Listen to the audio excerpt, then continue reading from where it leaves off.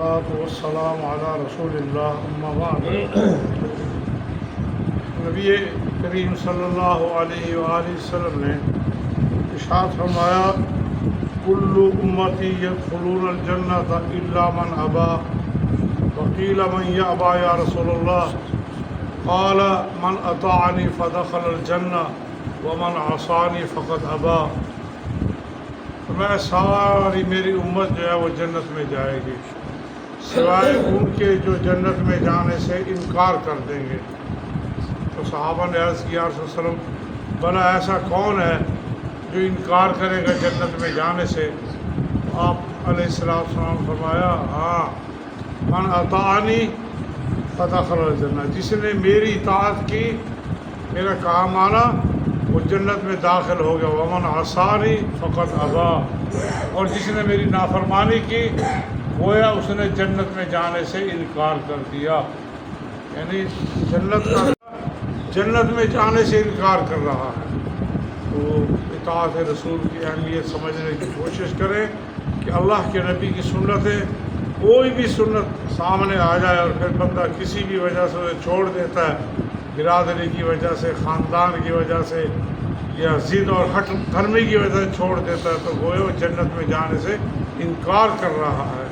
اللہ کے رسول صلی اللہ علیہ وسلم آپ کی سنتوں پر عمل کرنا یہ جنت کا راستہ، اور آپ کی نافرمانی کرنا جنت میں جانے سے انکار کرنے والوں، اس کے بعد پھر دوسرا راستہ جہنم کا راستہ بن جاتا ہے۔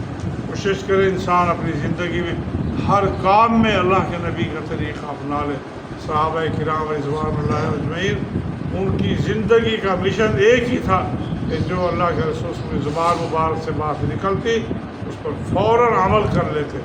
ایک صحابی نے آپ کو دیکھا کہ آپ کے اوپر کا یہ بٹن کھلا ہوا تھا، اس نے دیکھا ایسے، اس نے ساری زندگی اپنا بٹن ہی بند کیا کہ اللہ کے نبی کا بٹن کھلا ہو تو وہ بھی اپنے بٹن کو کھلا رکھتے تھے کہ میرے نبی نے ایک دن ایسے ایسے بٹن کھولا تھا۔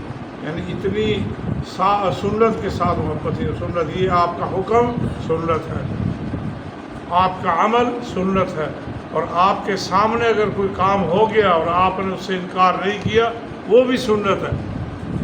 اللہ کے نبی صلی اللہ علیہ وسلم کے سامنے گوشت کھایا گیا سانڈے کا، آپ نے پوچھا کس چیز کا گوشت ہے؟